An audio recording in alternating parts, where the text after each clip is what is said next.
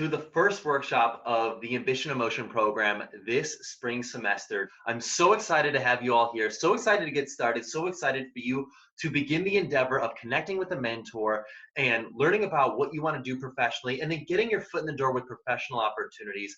This workshop and this program in general is going to help you get to where you want to be as a young professional into your career. And essentially for these workshops, I'm expecting you to watch this either live at 8 p.m., right when it goes live, or within the next 24 hours, and then post your comments to the questions that I have for you during the workshop. I will state those questions during the workshop when I'm doing our interviews with our interviewees, our guests for the evening. But more importantly, I want to know that you're engaged, that you're participating with this, because we've got a lot of great content for you. Our first call complete with your mentor is expected to happen by March 10th. So when you're meeting with your mentor, when you're looking at, okay, what date should I have my first meeting by? March 10th is the date that you should hopefully have had that first call set and done by. Now, when you get introduced to your mentor, you should reach out immediately. You should start the conversation immediately. You should not delay. I don't care what's going on in your world. I don't care if you're waiting for a career fair to happen. I don't care if you're waiting for some job interview to happen or you're waiting to hear back from some company. Get started. These mentors are here to help you. The more you delay getting opportunities with your mentor. So get started. And then March 28th is when you should have your second call completed by. And then you should have your third call with your mentor on April 20th. Now you can have more calls with your mentor. Actually, it's highly encouraged. But for successful completion of this program, for the way that we define it, have 3 conversations, at least 3 conversations. And those are just the general guidelines for when we believe that you should have those conversations by. So in late April, we will send a post-program assessment, which will allow us to capture your feedback on the program, on the experience itself. And that's essentially it. That's the program for the semester. I'm really excited to begin working with you. I'm really excited to get started. So this workshop is going to be roughly an hour long. So please post your questions in the comments area and we will work on answering them as soon as you post them.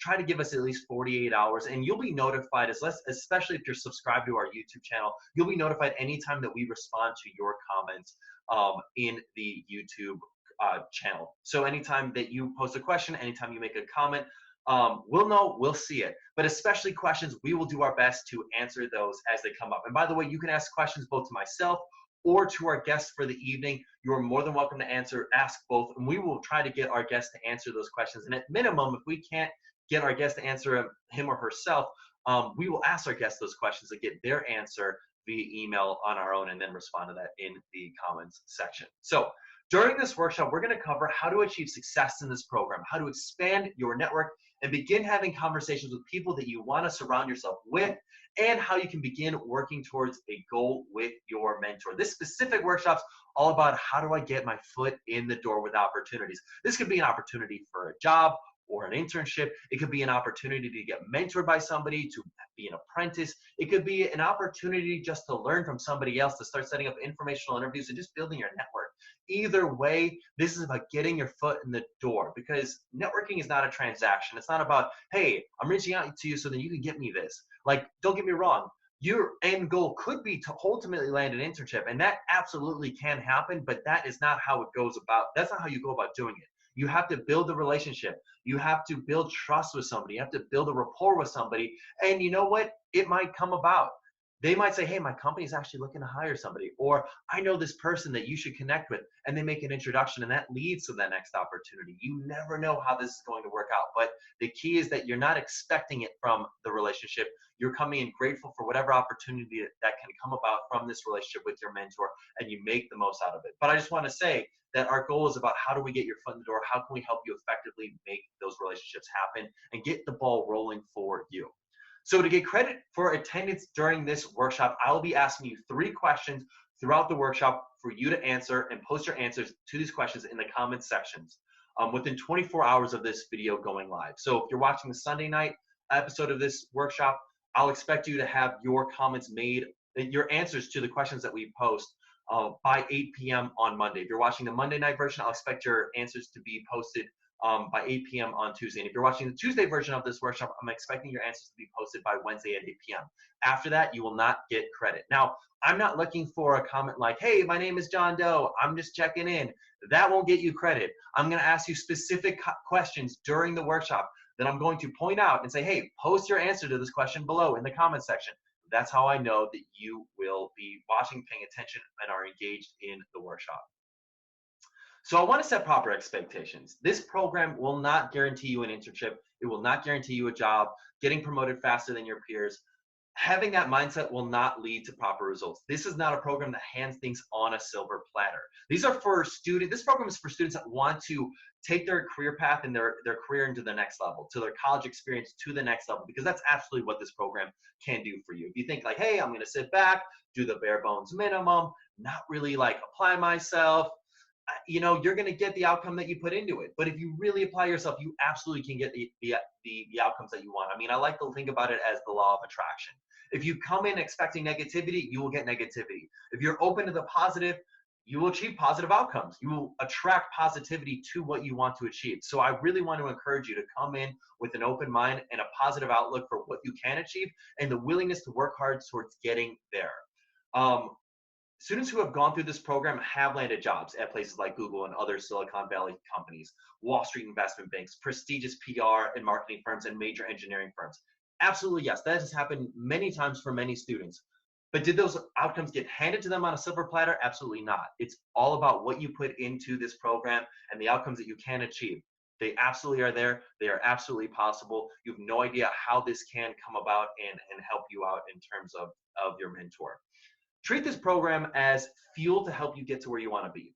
If you're already burning and going strong, this program can really help you accelerate. Imagine just like getting dumped a bunch of gasoline on your big fire that you're already building.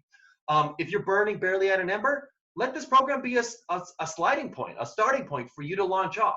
But if you think and you come in with the mentality that, hey, I'm kind of doing a couple things, but I'm kind of following the status quo of like, I just go to the annual career fairs and I apply on the online website and that's pretty much it. If you're coming in with that mentality and that you're not going to try to or be willing to open up and apply and do other things to help you get your foot in the door, this program you may struggle with because we're going to teach you a lot of things and a lot of ways that you can go about getting your foot in the door and getting opportunities for yourself that are not the normal way. That's why this program is for the students that are really interested in taking their life, their career to the next level, because these are the tips that you are not taught in school. And the experts that we bring in, the guests that we bring in to these workshops have content, insight, and wisdom that they've utilized and explained within their books, within articles, within other pieces of content they've created that they've built an expertise on. And so the point all I'm making is that this program, if you're interested in taking your life, your career, your college experience to the next level, you are in the right place. So I'm really excited to get started. Now, a couple of keynotes about mentorship. Now, when it comes to your mentor and who you are matched with, one thing that we leverage extensively is this research called work orientation, which is how you view your work. So some people view their work as a job, some people view their work as a career, some people view their work as a calling. Imagine a triangle and imagine it being a spectrum that can change throughout your life. So after you take your assessment and after you get matched with your mentor and you log into your dashboard, you can actually see your work orientation and your paired mentor's work orientation, which is really cool. Because what we've learned is when work orientation is aligned for a mentoring relationship, the likelihood that that relationship lasts for the full 6 months is considered both productive and quality by both participants increases by 400%. It's crazy how powerful work orientation is when it comes to mentor matching. If we were just to match you based on your career interest or their status within their company or their area of expertise, we know that those are only transactional metrics. And the likelihood that that relationship will last for the full 6 months and be considered both productive and quality is low, because then there's an expectation that someone's going to give you something or that you're going to give them something. And that's ultimately not how successful mentorship works. Successful mentorship works when both people can, on a human level, invest in each other. And that's how we make the matches happen. The other key thing about mentorship is vulnerability. The willingness to open up about who you are and what you want to accomplish in your story. I know that when you are more vulnerable, you are much more likely to build trust. You cannot build trust unless you've got vulnerability first. And it's up to you or your mentor to be the first person to take that step. So I want to challenge you to be the first person to take that step, to be vulnerable first. And to give you an idea of what vulnerability looks like, I will share with you my story. Now, I'm passionate about mentorship. I'm passionate about mentorship because I needed mentors in my life. From age 15 to age 19, I was a drug dealer. And at the end of my freshman year at Indiana University, I got arrested in an undercover operation by the Indiana University Police Department. And I got 5 felony distribution charges. I was expelled from school and I had no idea what I was going to do with my life. And I mean, that hit me like a brick wall. I mean, up to that point in time in life, I thought success was you go to school, you get good grades, you get a job, and then somewhere along those lines, you find yourself, like as if it were puberty, it would just come to me. But that's not how life works. And I had to learn that the hard way. Because no one who I had known, no one who I had ever known that I ever thought was successful ever was a drug dealer. And so I had to accept either being a total failure or redefine my definition of success. And so I chose the latter. So I ended up enrolling in a program in St. George, Utah, to help me turn my life around. And that's where I really got exposed to the power of mentorship, both on a personal level and a professional level. On a personal level, really having personal mentors, people that are there for you, are so powerful. I don't want to ever discredit that, because I feel like sometimes when we're here and we're thinking about our professional outcomes, we don't realize how valuable mentors can be on our personal level and really what they can do for us. Because if they help you open your mind to what you can accomplish in your career, or what you can accomplish as a person, in who you can emulate your life after, they can really show you something that you didn't actually even believe in yourself that you could accomplish. And I think that's so powerful. And that's really what they did for me. But on a professional level, they helped me really come to the grips with the fact that when you Googled search my name when I was 19 years old, the first thing you saw was IUPD does drug sweeps for 8. And I'm one of the 8. I mean, there could not have been a bigger red X across my name when applying for any role. I mean, could you imagine that? Literally, any role I would apply for, I would have showed up with a big red flag. That is bad. So about a month after living in Utah, I flew back to Chicago. That's where my family's from, for the weekend, to let them know my life's getting on track. On that flight, I'm sitting next to a guy. We start talking. He starts sharing with me about his life. I start sharing with him about my life. We hit it off. I take a keen interest in him. I'm actively listening. I'm sharing. I'm really trying to put myself into his shoes, and I'm really, most importantly, actively listening. I'm taking down notes. I'm following up on the things that he has to say. I'm really digging into his world because he loves to talk about himself, and I'm really playing into that. Well, it turns out he's the director of ground equipment for SkyWest Airlines. And by the time that plane lands, he offers me an internship on the spot doing financial analysis for SkyWest Airlines. Boom. Like right on the spot. What an amazing experience. I mean, he took me under his wing. He didn't care about my background. He didn't care about what I had gone through or where I was going or the fact that I may even go to prison sometime in the next year. He took me under his wing and gave me a shot. And that was huge. And that's really where the whole idea for Ambition and Motion came from, was like the fact that opportunities could come out of the blue, that they didn't come from just applying on a website and people putting your resume in a background check system, and that, maybe you get spit out with this opportunity. I learned that opportunities could come from just putting myself out there, being vulnerable, and taking a keen interest in somebody else and actively listening to them. And so I think that's such an important story to share with you, because it shows, my vulnerability, but 2, it shows that opportunities can come from a wide array of places, and it doesn't matter where you're coming from, it matters where you're going. And if you believe that you can achieve what you want to achieve, you absolutely can achieve it, but you have to put in the work to go and get there, and you have to be willing to be vulnerable with people. Don't hold all your failures, your mistakes close to the chest because you think people will judge you. Put them out into the world, because ultimately people will give you opportunities and they will believe in you if you let them. So that's something that's extremely important and extremely helpful for this workshop that I really wanted to share with you. So, hey, Megan, we're going to cut that real quick, like right now. So I just shared my story. We're gonna cut right where I ended my story, and I'm going to just check on a couple of things. I'm actually having a delivery right now, and so I just want to make sure that everything's good with the delivery. I'll be right back to finish up this episode of the workshop.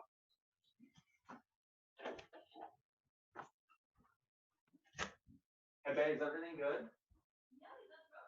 Great. I'm gonna finish my workshop.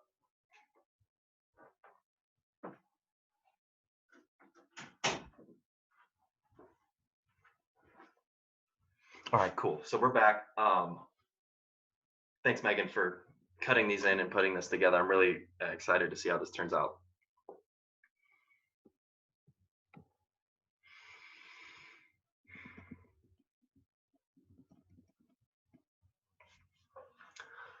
So now that I've shared my story with you, I am excited for you to embark on your mentor relationship. And I hope that me being vulnerable with you, maybe it inspired you to be vulnerable with your mentor. Hopefully it gave you the confidence to be comfortable with your mentor.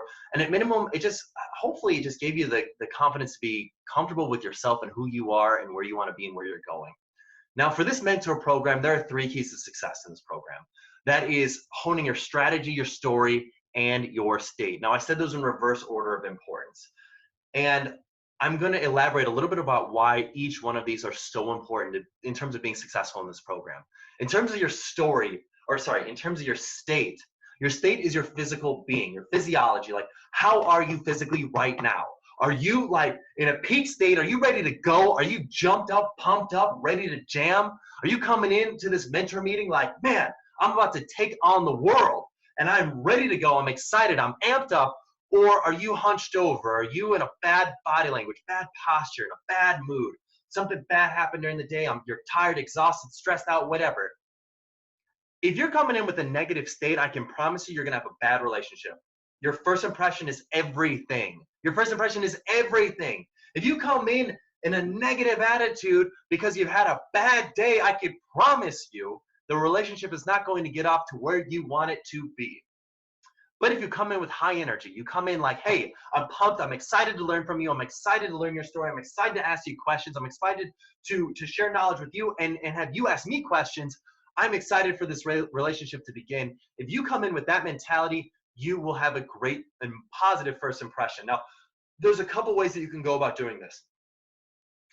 One way, and my favorite way to go about getting yourself into a peak state physiologically, is to get up, shake it loose, and yell at the top of your lungs. I know it sounds crazy to do something like this, but I want you to do it right now while you're watching this video. I don't care if you're in your dorm room. I don't care if you're in your house.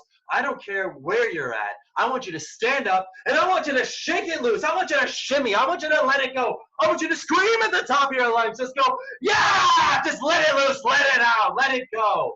Because here's the thing, when you do this, you're releasing endorphins in your brain that make you feel excited, that make you feel energized, that make you feel good, that make you feel confident, that make you feel like I am here and ready to take on the world. And when you do this, you get yourself into a state ready to be in a good mood, to leave a good impression.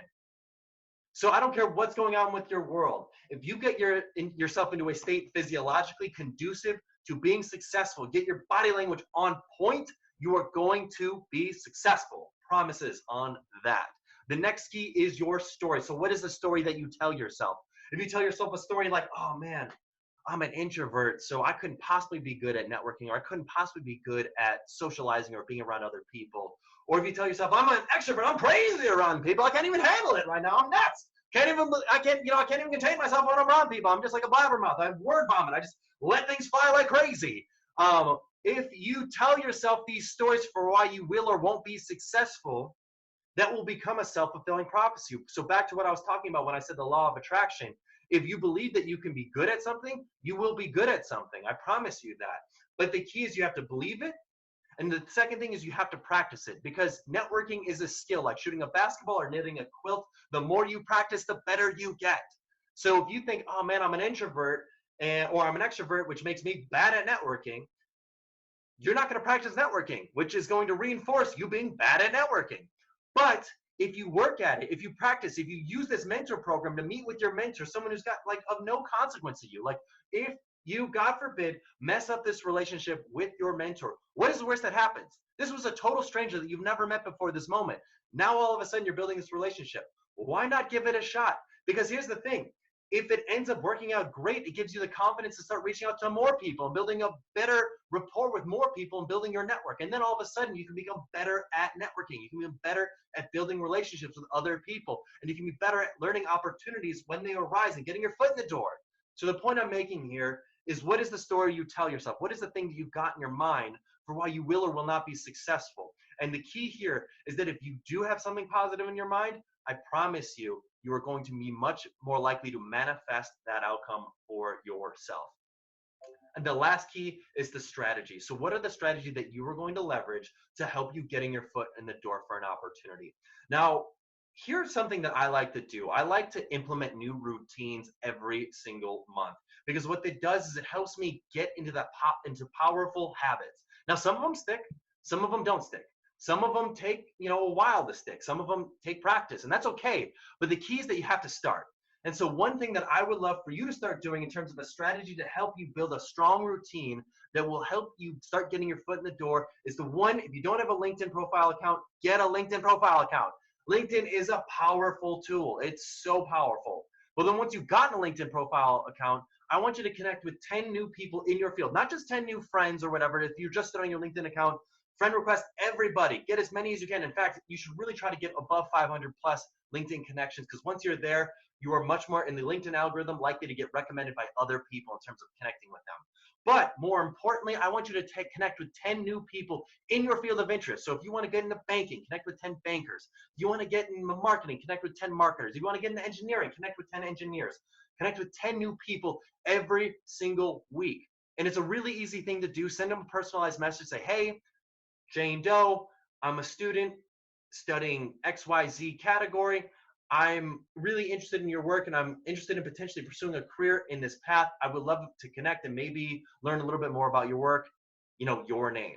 It's the simplest message. And in fact, if you go on the tips and templates tab on the AIM dashboard, you can actually see a copy and pastable link that you can literally copy and paste to help you send this message out to other professionals on LinkedIn. But if you can get into the habit of sending 10 new people a connection request every single week, I promise you are going to start meeting with some of these people, and this could open up doors that maybe weren't even there or you didn't even realize were possible. I strongly encourage that.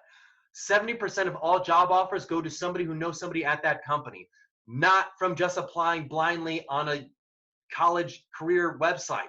I promise you that. 7% of jobs go to someone who knows someone at that company. So if you can build relationships with somebody at that company, your resume will go to the top because you were a referral, not a random stranger who applied. Build your network.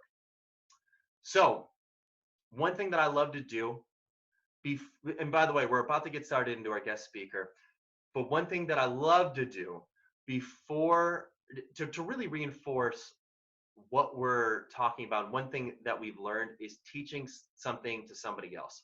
So think about something that you've learned within these first few minutes of this workshop so far, or something that you will learn through our guest speaker in this workshop. I want you to think about that, and I want you to teach it to somebody else, something that you learned. And the reason why this is so powerful is because learning something in a workshop is amazing. I mean, sure, I'm on here, I'm on this video, and that's great. That's all. That's amazing. That's fine and dandy. But if you go back to bed, or if you're like, oh, that was cool, I kind of took a note, whatever, like that might stick, but the likelihood that it actually sticks increases exponentially when you teach it to somebody else. So find a friend, find a stranger, find somebody, and teach them something that you learned this evening. And I promise you, it will reinforce substantially more in your brain. You are much more likely to adopt the habits that you are learning. You're much more likely to apply the skills that you are gaining. So that is the key thing that I really want to stress with you from this workshop. So I'm really excited to jump into our guest speaker because we've got a great one for you this evening. I'm excited for you to learn from our guest.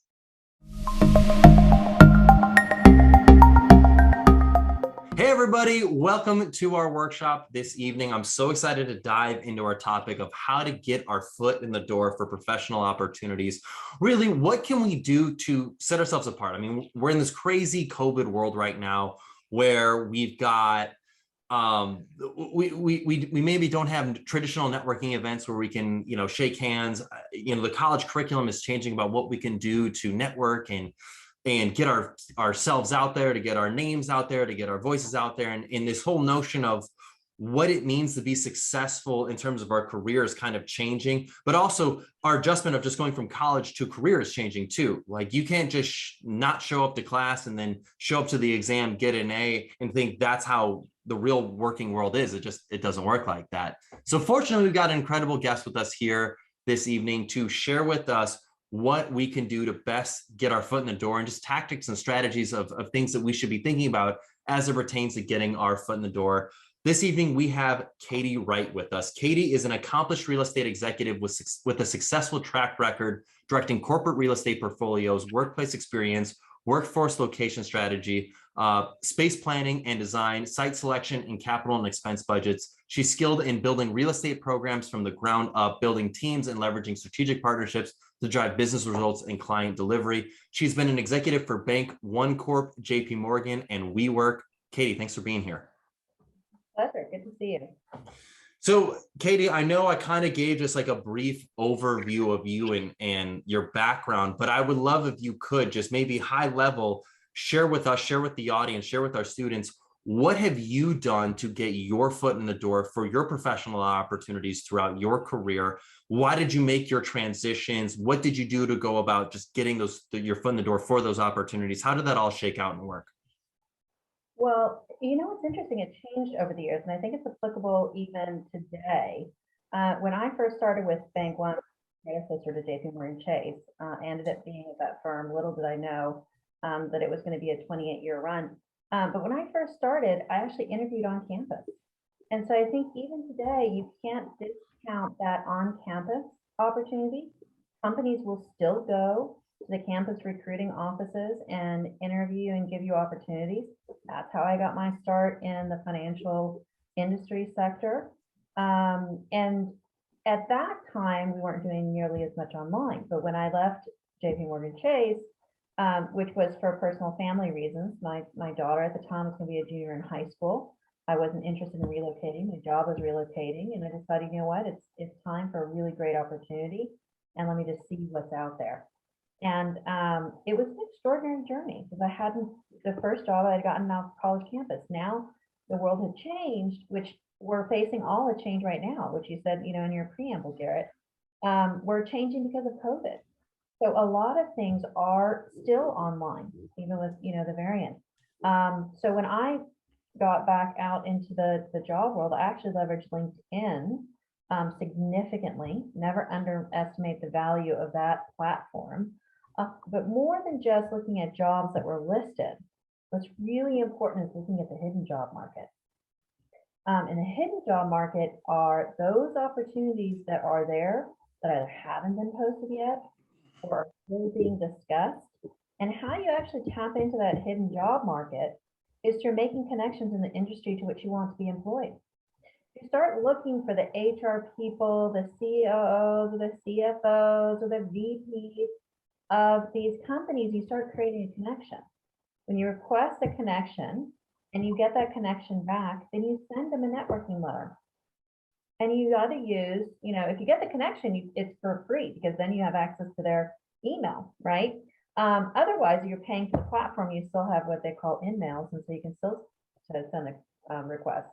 And I'm found that not a lot of people do that, and that's being proactive about your career search and really assertive and saying, and then you put very short bullets. I just graduated, with such a degree. And here are the things that I'm interested in, and here's my background, bullet, bullet, bullet. Very short, to the point, and they could read. And I found that it's generally, statistically, it's about 1 in 5 people will respond.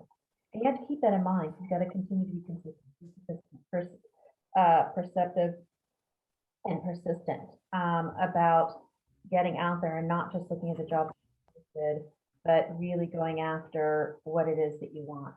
And then the last thing I'll say, I don't remember the last of your question because you get a lot of parts of the question, so tell me if I missed anything. But the last piece is really staying in action in the space to which you want results.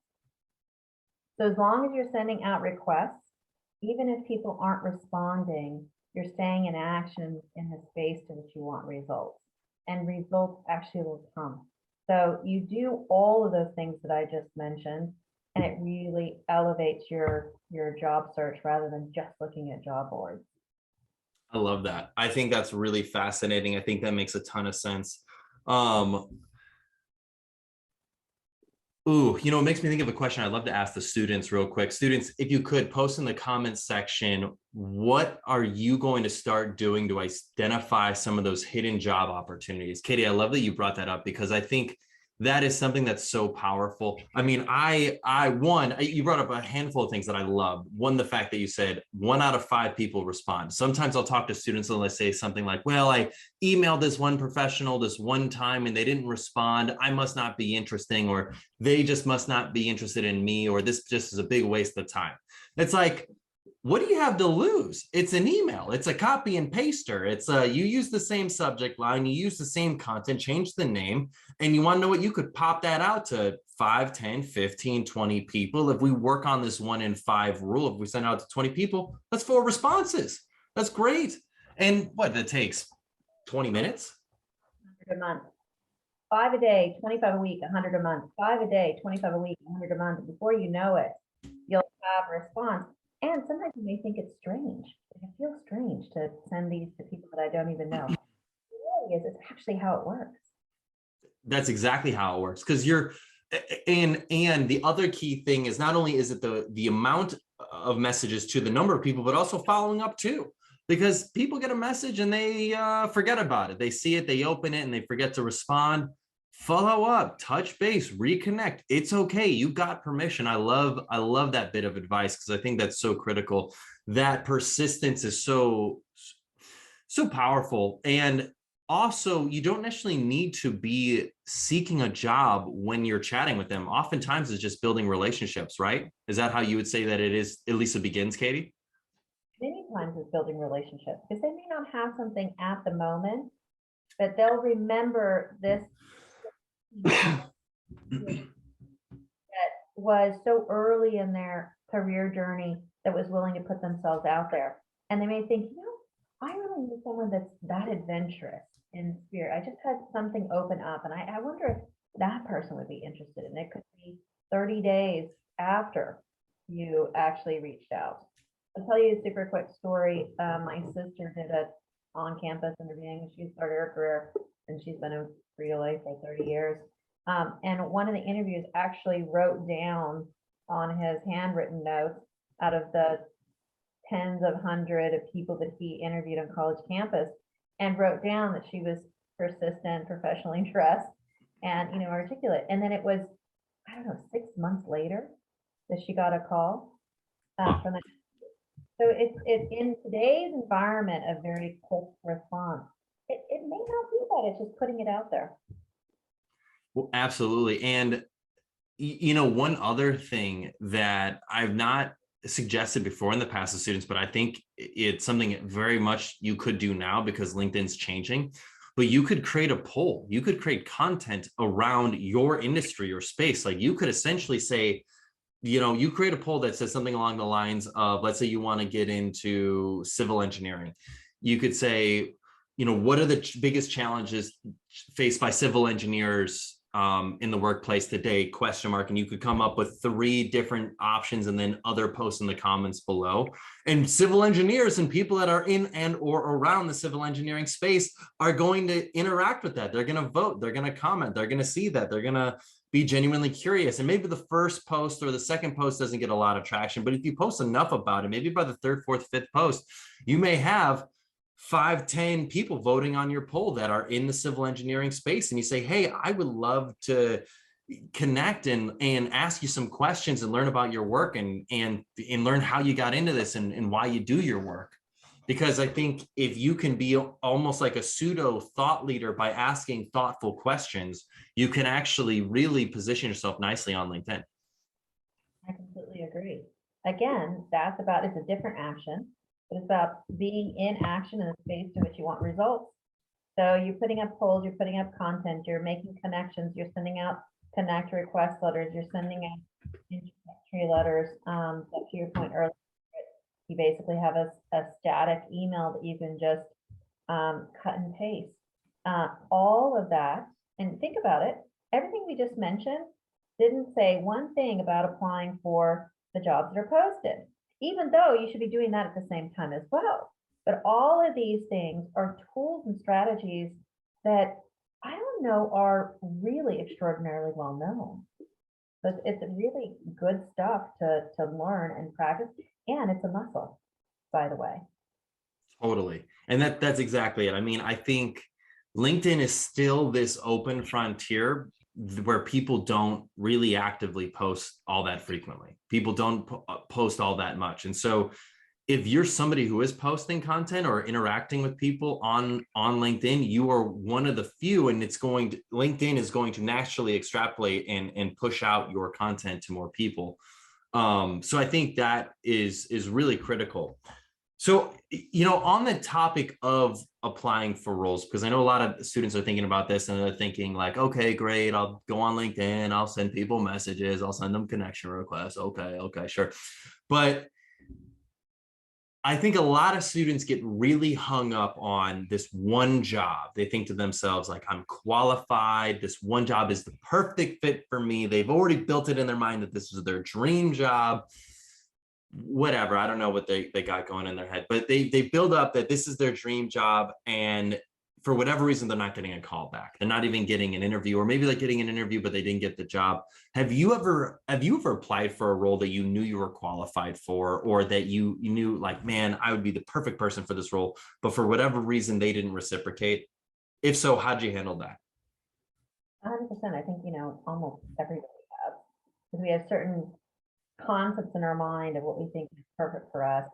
And then it doesn't come to fruition, which if that comes, disappointment. And what I had this amazing career coach at the time that I, went back out in the job market in 2019. And by the way, don't be intimidated by LinkedIn. I didn't have a LinkedIn profile. I didn't have one connection. What is it? 2.5 years later, I've got over 2,000 connections. So don't feel intimidated. You start with one and you continue to build. So what I did with that opportunity, that coach, job coach I had, said, you've got to apply for that and release it, because if it is for you, it will be for you.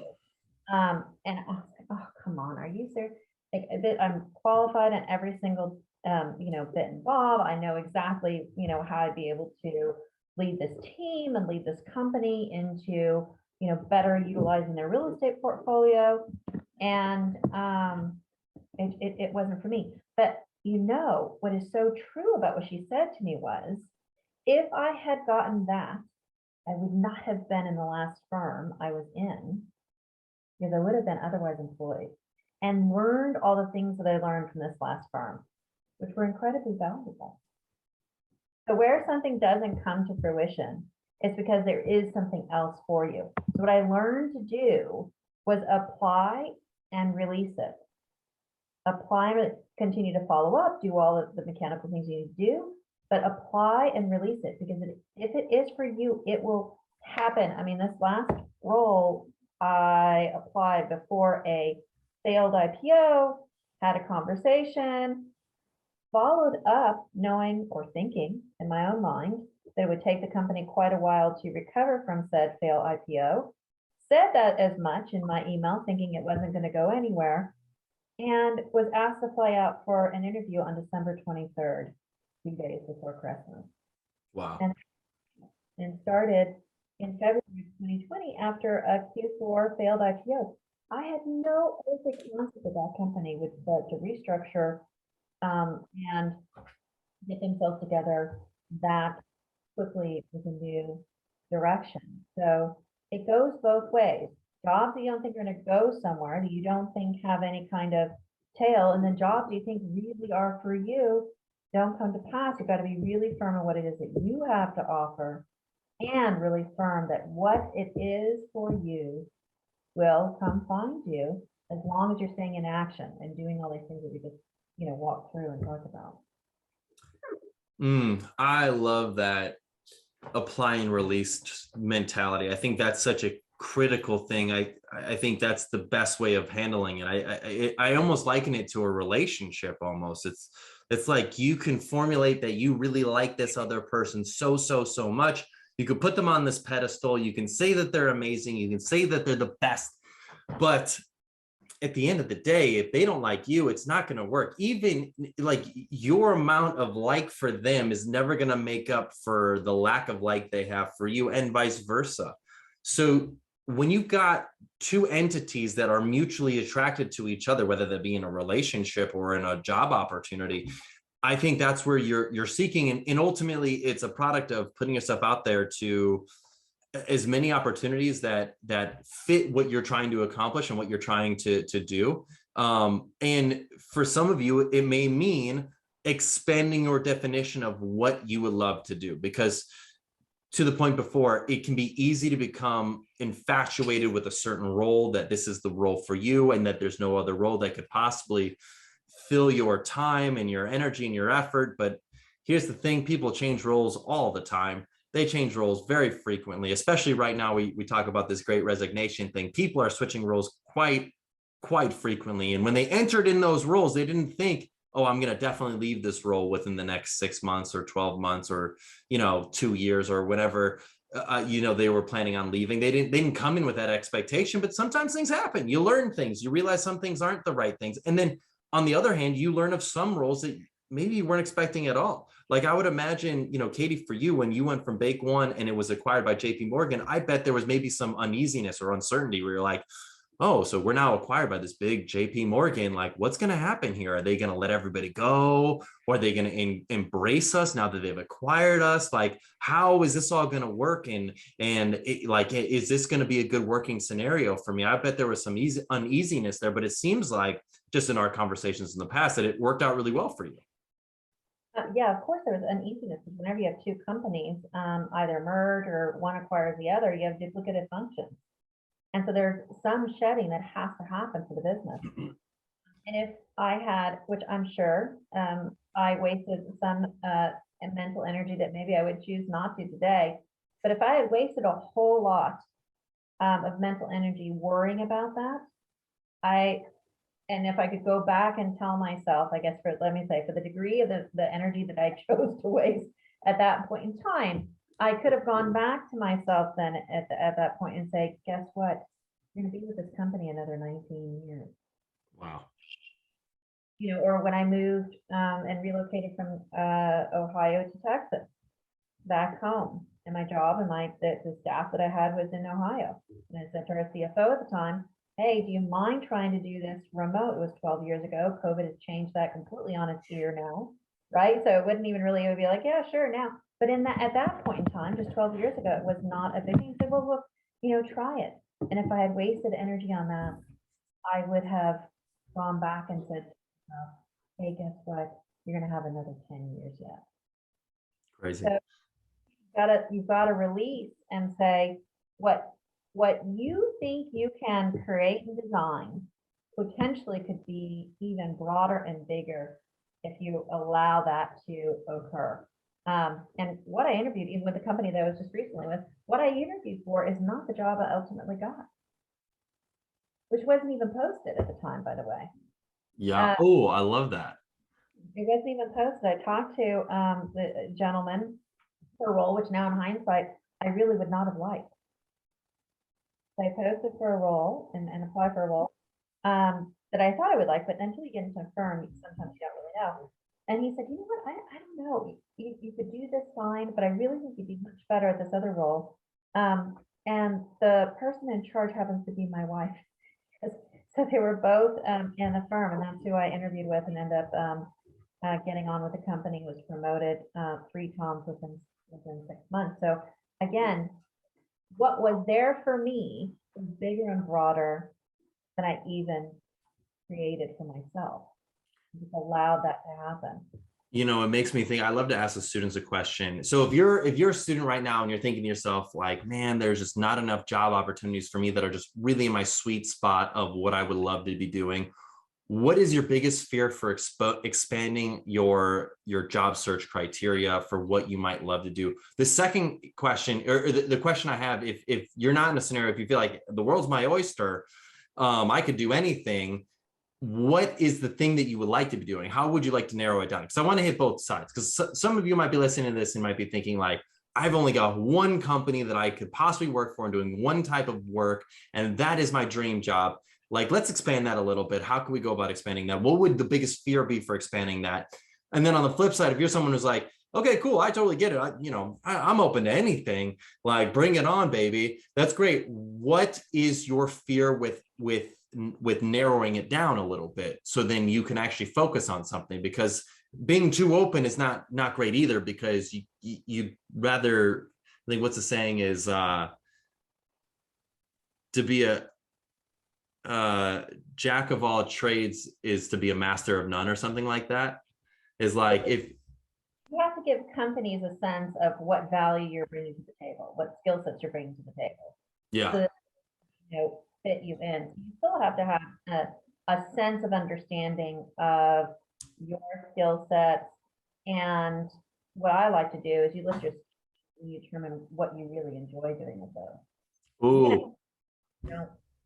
Like, I'm really good organizationally. I'm really good at, this is for me, I'm really good at running, large dispersed operations. I'm not really passionate. I'm good at it. So, okay, so what skills am I good at that I'm also passionate about? I love that advice. What are you good at and what are you passionate about? Because I see a lot of students making this mistake is they'll get this degree. They'll get this degree that says, I am an engineer, or I am in marketing, or I am in this, or I'm in that. And therefore I must pursue a career directly linear within that degree path, because why else would anybody hire me? In reality, there are skills that you are developing through those degree paths that can be applied to a lot of different areas. I know my fiance really struggled with that. She got a degree essentially in marketing, and she got into some marketing roles within companies. She actually even started her own marketing business and was like, Garrett, I don't like marketing. I don't like doing this stuff. And so she at first felt really hypocritical and almost like this identity crisis, because she was like, I don't want to pursue this type of work. And then she ended up finding different types of work within both creating events and with not only events, but also just within business development that she really enjoyed, and started doing really well within different companies, and realized that those skills could apply. But the point is as a student, you don't actually have to be wed to your degree path as to what career you end up pursuing. Very true. And you will find that as you go throughout your career, where you started is not necessarily where you will end.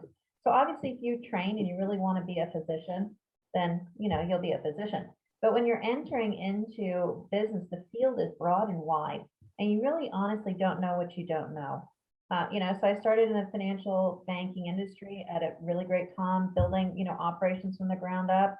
I'd come in and I would build them, or I'd fix them. And I took a dramatic left turn midway through my career inside the same firm to manage real estate. And little did I know, would I fall in love with that.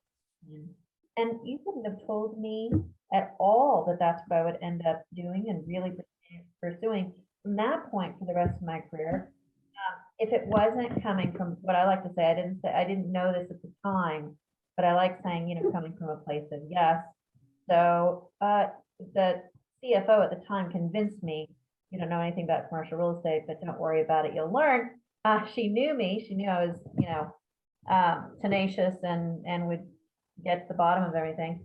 And I did, and I fell in love with it. But now I'm really coming from a place of yes to say, well, since there are things that I just don't know that I don't know, what could I potentially explore that would really pique my interest? You find those things as you go through your career. But the point is, where you start may not be where you end. Love that. You may get to start, if you're lucky, you get to start in your purpose and in your flow, and you really love it. You may start like your fiance did and realize, wow, I got this degree, it's not for me, and it's okay to take a different step so that I can really be happy in what I'm doing. Yeah. So we talked about strategies of going about networking, getting our foot in the door, what we can do to meet different people or explore what our options could be professionally. But I would love to know, is there anything we should keep an eye out for that maybe is not the right way about networking or getting our foot in the door for opportunities? I think there might be some students who hear this and are like, carte blanche, let's do all the things. And perhaps there are some things that might not be the best in terms of practices as it pertains to getting your foot in the door. Are there any things that are just not the right thing to do as it pertains to putting yourself out there? I think of a couple right off the top of my head. First, it's still important to be very professional. As casual as we are in our lives, that's both the way in which we present ourselves and the way in which we sometimes speak. It's still very important to be professional in our written and our verbal communications. So when sending out those connection requests or sending out, an introductory of yourself. Not only is it professional and brief, to get your point across, but it shouldn't be colloquial. It shouldn't be casual or uber casual in it. And it doesn't have to be uber uptight either. It just needs to be professional, right? And the second thing is there's something about being persistent, which is really attractive to people. And then there's a line, persistence. But if you cross that line, then it crosses into annoyance, right? So that's where you start getting into really. So you may send a connection request if it's an industry or person you really want to connect. You may send a second one. But after the third, I probably would stop. And you have to release it. You've got to practice just as much as practicing persistence or connecting on LinkedIn. Releasing is also a practice. And so those are two that I can think of really kind of off the top of my head, as know where your boundaries are, and then still continue to conduct all forms of communication professionally. One thing I would add on to this, because I think it can sometimes be confused. Like I'll sometimes see a lot of students practicing their elevator pitch, and they'll be at a networking event and they'll be like, "Hi, John, I'm Garrett, and this is what I do, and here are all the things that I've done, and here's some more things that I've done, and here's some more things about me, and here's some other things about me, and oh, this is something else that I've done too." And it's all about me. And one thing that I've just found just from experience is that people care about themselves, meaning they don't care about you. So if you can find ways to engage them with questions about them and their life and their experience, they're much more likely to be interested in you than your elevator pitch likely would be. So I would say if you could focus, not to say don't have an elevator pitch, I'm saying have an elevator pitch, but focus on the other person when speaking with them. I liken it to make an analogy of it. When you take a group picture with people, who's the person you look at first, last, and most often? It's yourself. And so when it comes to the conversation with somebody else, they care about themselves too. So if you can focus on them, they're much more likely to be interested in you because you showed an interest in them, if that makes any sense. A fundamental human characteristic is that we are hardwired in many ways to be myopic. We're also hardwired to be interconnected. So if you are having a conversation and truly interested in the other person, that's touching on the interconnected relational component. And if you ask questions or really interested in that other person, it says a lot about you, And that person's more inclined, because we do have a fundamental, lean toward being myopic. It creates interest in you because you're so interested in them, right? So it creates almost a foundation before you start getting into yourself. So foot forward, I agree. Garrett, ask a lot of questions. You can garner a lot of information too, which helps you. I love that. I want to ask the students another question real quick, and that is, and Katy, you brought this up before, and I love that you brought this up, and that was, what are the unique things that you like to do? Like within your educational studies right now, within what you're studying right now in higher ed, there are certain classes maybe that you like, maybe there are certain projects within classes that you really like. What about those projects do you like? Like, and this can be the most minute things. It could be, I really enjoy interacting with people and having high level strategy discussions about this topic. It doesn't necessarily have to be something that's directly related to some class that you're taking. It doesn't have to be like, I love doing tax accounting. It doesn't have to be that. It could be that. And if it is that, fantastic. But it could also be something like, I enjoy chatting with friends in between classes. I enjoy the social activity of putting together a student organization or an event and then actually implementing it and having people show up. It could be a variety of things. I don't know. But what are those things that you really enjoy about your coursework or that your working experience right now? Post in the comment section. I'd love to learn about that. So Katy, I'd love to ask you a couple final questions. And that is, first, are there any other final tips that you have for students as they get their foot out there, put themselves out there for professional experiences? I think you can offer a whole lot of practical things, which we did in this time that we've talked about.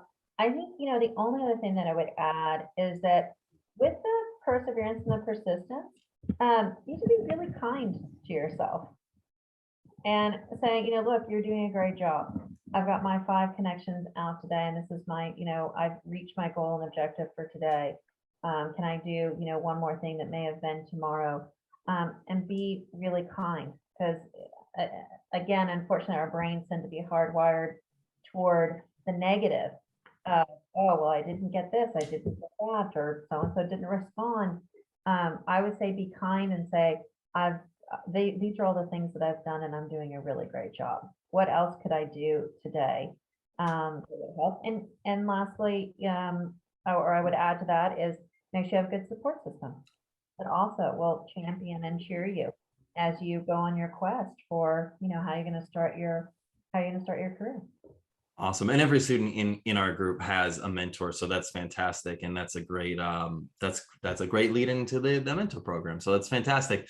So Katy, one other thing that you said, even like within being kind to yourself, that I thought was really powerful was the power of setting specific, measurable, attainable, relevant, and time-bound goals. I think like if you can say, hey, I sent out 5 connection requests, like the fact that there's a mile marker that you said, I have hit that mile marker, so therefore I can celebrate my win. It's so easy to get down on yourself when you've been working hard. If there's not a very clear mile marker that I've either hit or surpassed, if it's vague or ambiguous, it's easy to do nothing or not do much at all because it's not very clear as to what success looks like. Or it's also very easy to burn yourself out and work super hard and not be kind to yourself and put yourself into potentially a negative situation because you are not giving yourself enough credit because you don't even know whether or not credit's due. Right, and no one really wants to hire anybody in a negative space. That's so right.